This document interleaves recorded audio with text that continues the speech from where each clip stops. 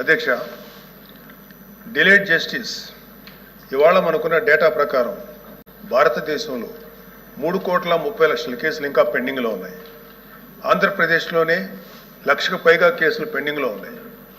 District కోర్ట్స్లో, subordinate కోర్ట్స్లో 75% కేసులు సంవత్సరానికి పైగా, అలాగే 30% కేసులు 3 ఏళ్లకు పైగా సాగుతూనే ఉన్నాయి. దీన్ని కేవలం mere డేటా కింద మనం చూడలేము అధ్యక్ష. ఎందుకంటే ఏ వ్యక్తి తప్పు చేయకపోయినా అన్యాయంగా కేసులు పెట్టబడి తనకి న్యాయం చేయమని కోర్టు మెట్లు ఎక్కినప్పుడు అతనికి సరైన సమయానికి న్యాయం అందించలేకపోతే అతన్ని మనం విక్టిమైజ్ చేస్తున్నాడు. అందుకే దీని మీద మనం దృష్టి పెట్టాల్సిన అవసరం ఉంది. గుంటూరు జిల్లాలో ఎగ్జాంపుల్ అధ్యక్ష, గుంటూరు జిల్లాలో రోజు కూలీ చేసుకునే ఒక సామాన్యుడు ఒక దొంగతనం కేసులో అరెస్ట్ అయితే తనకి లాయర్ని పెట్టుకునే స్తోమత లేక ఆ కేసులో కోర్టులో 6 సంవత్సరాల పాటు జైల్లో ఉండాల్సి వచ్చింది. చివరికి అతను ఏ తప్పు చేయలేదని కోర్టు తీర్పిచ్చింది. సో ఈ 6 సంవత్సరాలు మనం అతనికి ఎలా కాంపెన్సేట్ చేయగలుగుతాం అధ్యక్ష? దీనికి తోడు పొలిటికల్ వెండెట్టాతో పెట్టే కేసులు, ఇది కేవలం ఒక పార్టీకి కన్ఫైన్ చేయట్లేదు అధ్యక్ష. రాజకీయ కక్షతో మన జ్యుడిషియల్ సిస్టమ్ని అధికారంలో ఉన్న కొంతమంది వాళ్ళ కన్వీనియన్స్ కోసం వాడుకుంటే లాని వెపనైజ్ చేస్తే చాలామంది నిర్దోషులకి వాళ్ళ కెరీర్లో ఒక బ్లాక్ మార్క్గా మిగిలిపోతుంది. ఉద్యోగాలు, ప్రభుత్వ ఉద్యోగాలు అప్లై చేసుకోలేరు. ప్రైవేట్ సంస్థల్లో ఉద్యోగాలు అప్లై చేస్తే బ్యాక్గ్రౌండ్ చెక్లో ఫెయిల్ అయిపోతున్నారు. పాస్పోర్ట్ సీజ్ చేసినప్పుడు పాస్పోర్ట్లు కనుక సీజ్ చేసే పరిస్థితుల్లో అక్కడ కూడా వాళ్ళని హోల్డ్లో పెట్టేస్తారు. అలాగే సీజ్ అయిన పాస్పోర్ట్ ల్యాప్స్ అయ్యి విదేశాల్లోకి వెళ్లాల్సిన వాళ్ళు కానీ, వాళ్ళ తల్లిదండ్రులని, వాళ్ళ పెద్దవాళ్ళని కొన్ని ట్రీట్మెంట్స్ కోసం విదేశాలు తీసుకెళ్లవలసిన వాళ్ళు కానీ వాళ్ళ పాస్పోర్ట్ సీజ్ చేయడం వల్ల చాలా ఇబ్బందులు పడుతున్నారు అధ్యక్ష. వీళ్ళకి జరిగే నష్టాన్ని మనం కాంపెన్సేట్ చేయలేం. Just because they are political involved we cannot make them scape goats.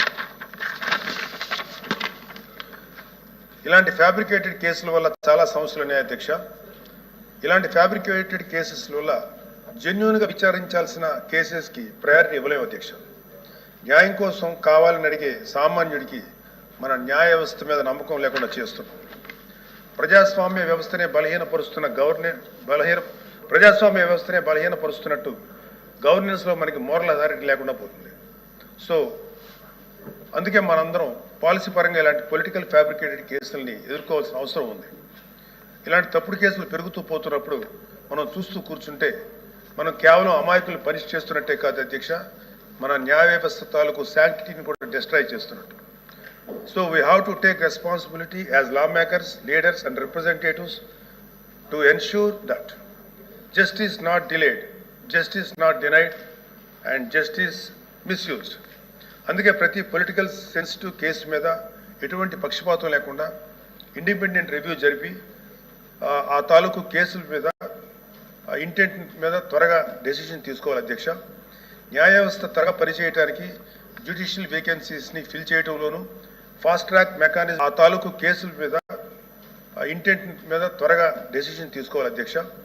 న్యాయ వ్యవస్థ త్వరగా పనిచేయడానికి జ్యుడిషియల్ వేకెన్సీస్ని ఫిల్ చేయడంలోనూ ఫాస్ట్ ట్రాక్ మెకానిజంని క్రియేట్ చేయడంలోనూ సమగ్ర దృష్టి పెట్టాల్సిన అవసరం ఉంది అధ్యక్ష. ఇవి ఏవి కూడా లగ్జరీస్ కాదు, నెసెసిటీస్ అధ్యక్ష. So what I want to end with a powerful quote by Dr. B.R. Ambedkar. However good a constitution may be, it is sure to turn out bad because those who are called to work, it happened to be a bad law.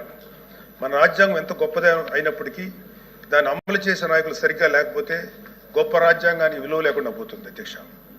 Let us not be that bad lot. Let us be the generation of lawmakers who stood up and made justice. Not just a word inscribed in our constitution, but a living reality for every citizen of Andhra Pradesh. Thank you very much.